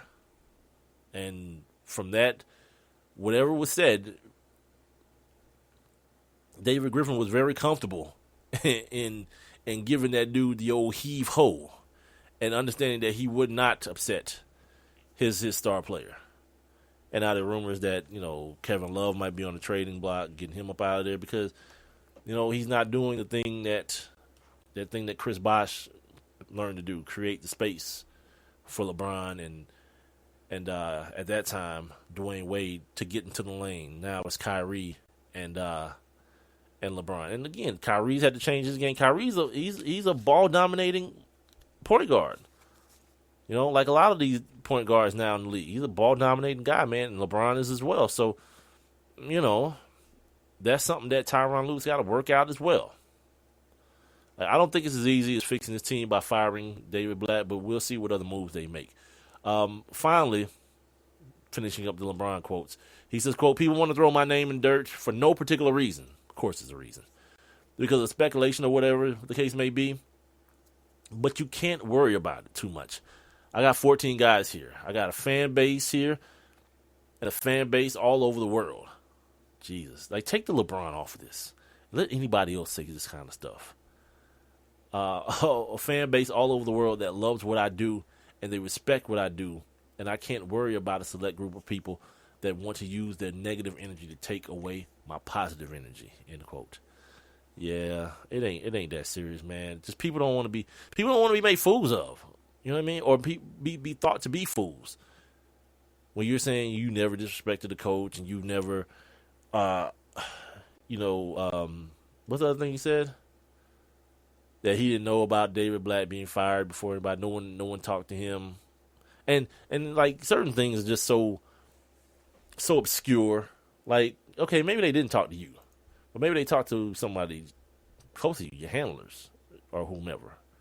You know, all these things are very, very viable, man. It ain't got to be as black and white as people want to think it is when he says, nobody talked to me about it. Maybe not. You know. And finally, before I get out of here, I was almost about to forget and end the show. JaVale McGee, NBA ball player, also Flint, Michigan native, spoke out about the situation in Flint, and he made a very good point, man. And I wanted to kind of add to his point. Like, he's talking about like all these guys, posing, and not I don't say that way, but the news coming out about like Puffy and Meek Mill and Mark Wahlberg giving bottles of water to the city of Flint, right? And JaVale McGee says, quote, "There's a bigger problem than just water bottles. Water bottles are just to drink, but what about showers and filters and things of that nature? It's messed up there." Yeah, it is. And you know why also, as I kind of piggyback his statements, do some research on Flint, Michigan. The poverty level, man. You know what I mean? Like, Michigan as a whole got hit very, very hard from the recession, and it really hadn't bounced back because of what happened with the car industry. You know what I mean? So a lot of those places, Detroit, Flint, yeah, they're still below, like way below the poverty. I think what I read, the average income is like $23,000, $26,000 or something, some of that nature. Yeah, that can't be a thing, man. So my point, even on top of the water crisis, like, they need more, man. They need more support, and it shouldn't take a crisis where the governor decided he wanted to kill the kids with lead in their water to elicit a response, and the response being, let's ship bottled water. Let's think about some other things that are going on as well. Let's if we're going to attack the situation, if people are going to attack the situation, attack it. Try to attack it in totality, man, and figure out some of the other issues that are going on that make stuff like this possible. Like I talk about, like here in Atlanta where I live, right? Some of the more prominent parts of towns, like the Sandy Springs and the Johns Creeks and the Alpharettas and places like that. Those type of things would never happen, right? It's places where the people are a lot of times seen as disposable, as though, I mean, they bypass all kind of EPA things where the water could have been tested before the decision was made, but no, we're gonna save $100 a day and poison these kids. You know what I mean? And now, ironically, not even ironically,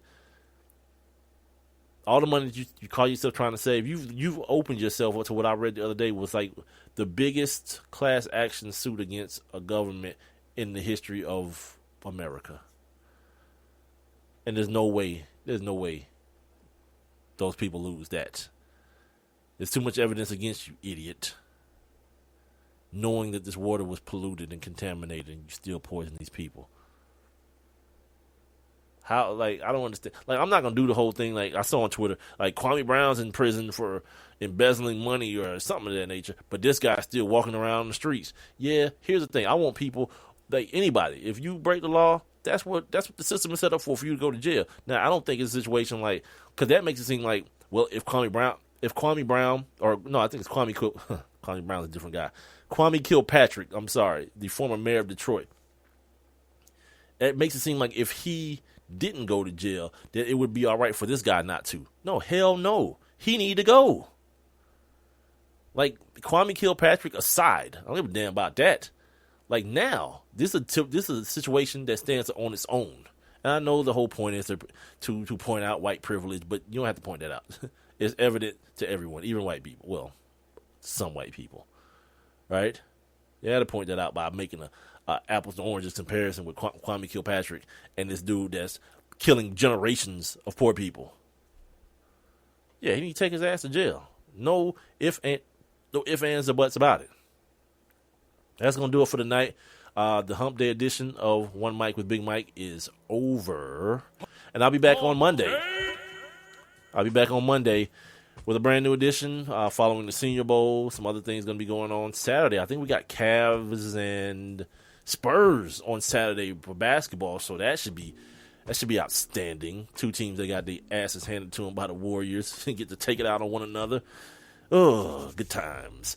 Don't forget, download the Spreaker app for your mobile devices, or you can Use Spreaker via your desktop or laptop PC, Spreaker.com, Spreaker.com, or the Spreaker app. Search for my show, the number 1, MIC, WITHBIGMIKE, and give me a follow. Also, follow me at the same handle, One Mic with Big Mike, on Twitter and Instagram, and like my Facebook page, Facebook.com, ONEMIC, WITHBIGMIKE. You guys enjoy the rest of your week, man. Don't let nobody get you down. And I'm going to holler at you guys on Monday. Have a good one.